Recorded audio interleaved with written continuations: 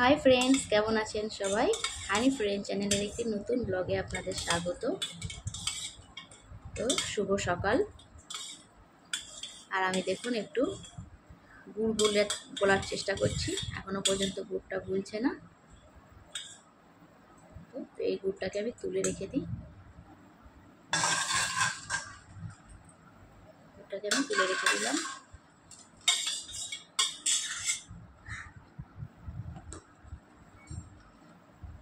আর এখানে নিয়ে নিচ্ছি একটু ছাতু।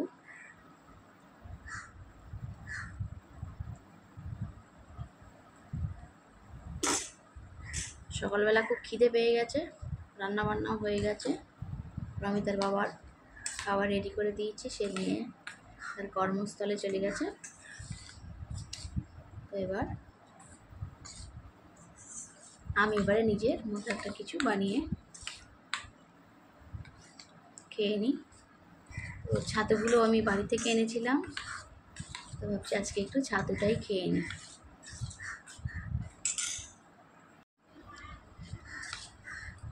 তো দেখুন বন্ধুরা, ছাতুটা আমার গোলা হয়ে গেল, ভালো করে গলে নিয়েছি। আর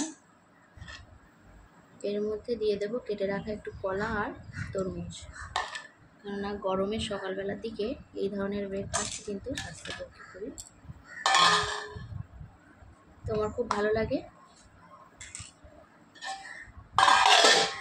এরকম কিছু ব্রেকফাস্ট বানিয়ে খেতে। সকালের খাবারটা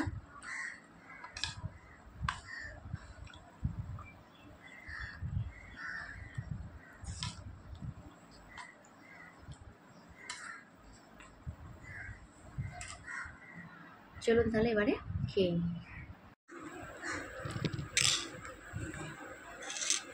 তো একবার খেয়েই দেখি কেমন টেস্ট হয়েছে। চলো।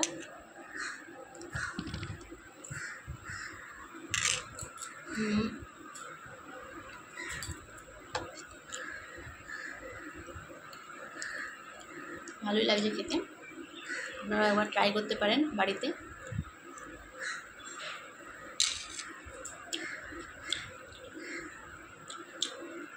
ঠিক আছে, এতে কিন্তু একটু দুধও দেওয়া যেতে পারে, আর একটু চিয়া সিডও দিতে পারেন, খুব সুন্দর হয়। তো সকালের খাবার খাওয়া হয়ে গেল। তো এবারে ঘরেতে দেখি একটাই আম আছে, তো একটা আমি চাটনি বানাবো ভাবছি। তো একটা আমে তো হবে না, একটু বেশি করেই বানাবো।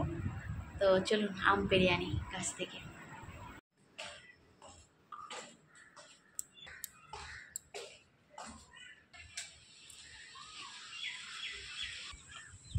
বাবা, আম পাড়তে এসে তো দেখছি বড় এক ষাঁড় দাঁড়িয়ে আছে, কিছু বলবে না তো?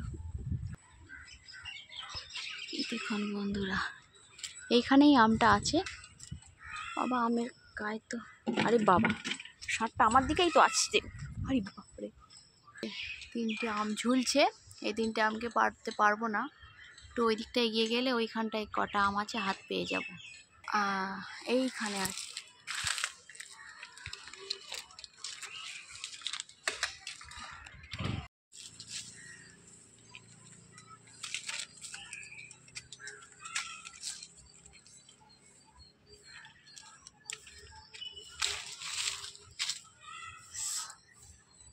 এই যে পেরে নিয়েছি। তো দেখুন বন্ধুরা, এই দুটো আম আমি পেরে নিয়েছি। ওদিকে ষাঁড় আমাকে তাড়া করছে। চলুন এবারে তাহলে ওপরে চলে যাওয়া যাক, রুমে। আর দেখুন ও কেমন নজর দিয়ে আমাকে তাকাচ্ছে। আমগুলোকে এবারে বন্ধুরা ছাড়িয়ে নিই। তো দেখুন বন্ধুরা, আমগুলো এরকম কেটে নিয়েছি। চলুন এবারে তাহলে চাটনিটাকে বানিয়ে ফেলা যাক। কড়াইতে তেল দিয়ে দিই। গরমে কিন্তু এই আমের ঝোল বা এই আমের টকটা কিন্তু খুব সুন্দর লাগে, আর ভালো ঘুমও হয় খেলে।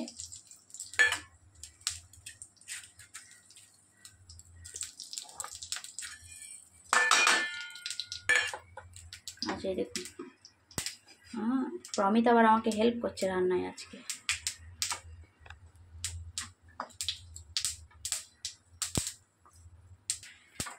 এই দেখুন লঙ্কাটা ভাজা হয়ে গেল, সর্ষেগুলো চটপট চটপট করে ফেটে গেল। এবারে আমটা দিয়ে দেওয়ার পালা। এবার দেখুন প্রমিতা আমটাকে দিয়ে দিচ্ছে। বাকিটাকে ধরো, ধরে পুরোটা ঢেলে দাও বাবা। ওকে মা। আচ্ছা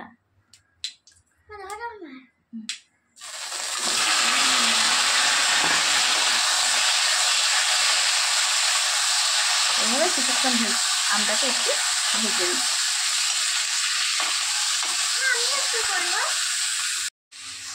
তো দেখুন বন্ধুরা আমটাকে ভাজাও হয়ে গেছে, একটু হলুদও দিয়েছি কালারের জন্য। আর এই এবারে জল দিয়ে দিচ্ছি।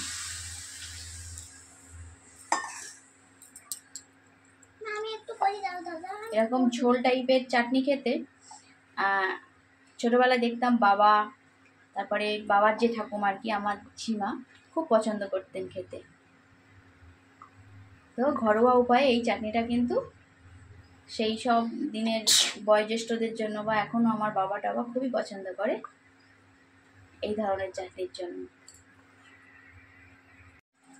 তো দেখুন বন্ধুরা আমি চাটনিতে এটুকু গুড় দিয়ে দিলাম।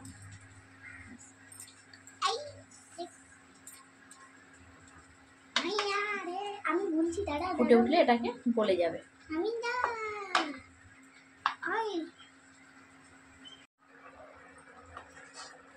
তো দেখুন ফ্রেন্ডস আমার চাটনিটা হয়ে গেছে, এরকমই ঝোল থাকবে। আর নামানোর পরে আরেকটু টাইট হয়ে যাবে। আমি এটাকে এবারে নামিয়ে দেবো। টেস্ট সব করে নিয়েছি, মিষ্টি লবণ ঠিকই আছে। ওদিকে আমার আমটা তাহলে সিদ্ধ হোক, একটু চাপাও দিয়ে দিয়েছি। আর এদিকে দেখুন আমি একটু তেঁতুল ভিজিয়ে রেখেছিলাম, আর সঙ্গে একটু গুঁড়ো মিচিরি ভিজিয়ে দিয়েছিলাম, গুড় দিইনি।